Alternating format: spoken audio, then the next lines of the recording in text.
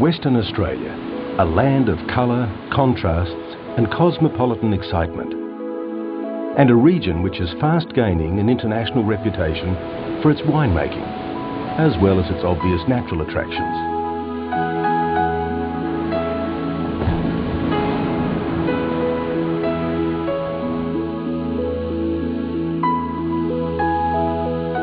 One of the state's oldest wineries, with a tradition dating as far back as European settlement in Australia, is Sandalford Wines.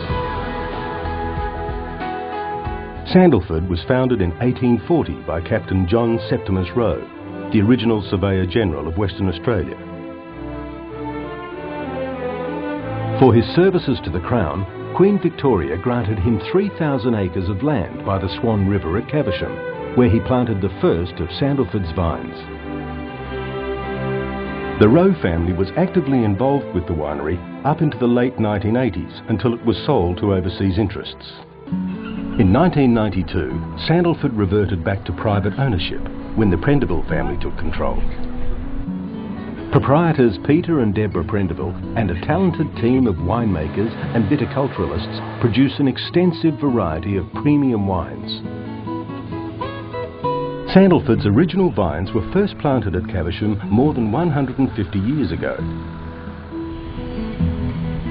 Today, a wide variety of grapes for Sandalford's wines are sourced from both the Swan Valley and the southwest. Our family's been involved and passionate about wine for several generations. So I think our family background really helped us in putting an interesting combination together in a winery that really hadn't been tried before.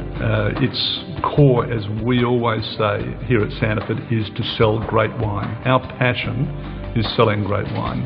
Our Margaret River vineyards give us the opportunity of doing that off our 30-plus-year-old vines, and the accolades that I think we've got from the wine, certainly in recent times, and the 5-star and the 96 points from James Halliday, show that we're certainly on the right track with that. Our other facilities here include a restaurant, function centres, including the underground cellar, cellar sales, a movie theatre, walkways through the winery, which allows us to be able to have interactive tours with the hundreds of people each day that visit the winery, as well as tasting areas where you can taste wine direct from the barrel in an interpretive way, as part of an education process to learn more about wine and make it more approachable. In addition to that, of course, I think we have a reputation as providing fantastic concerts out here. And we see the concerts as being all part of the approachability of wine, food, wine and the arts. We see that as being part and parcel of introducing people to wine in a fun and relaxed way. Here at Sandalford we have developed some wonderful facilities for holding weddings. We have the underground cellar, which we're in right now, and then expanding out onto the front lawns here overlooking the lakes. We also have the oak room, which is surrounded by wonderful Sandalera barrels. The Margaret River site was established in 1970, and it's the oldest and largest vineyard in Margaret River. It's in what we call the Williabrup sub-region. It's all dry grown.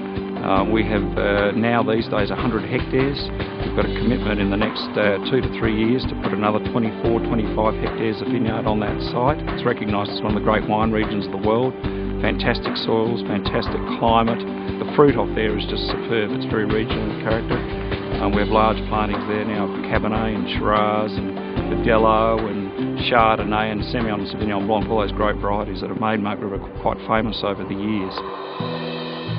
The life cycle of the vine, it's around the seasons obviously, because it's traditionally from the northern hemisphere. So during in summer, for example, that's the time where most of the vines have grown and they're maturing and the fruit's starting to ripen. Our vineyards aren't irrigated, so we lose a little bit of crop, but I think that's a good thing in terms of the quality of the resultant wines, because it is so concentrated.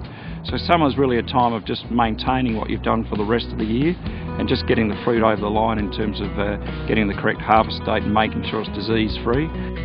We then go into autumn, which is typically our harvest period.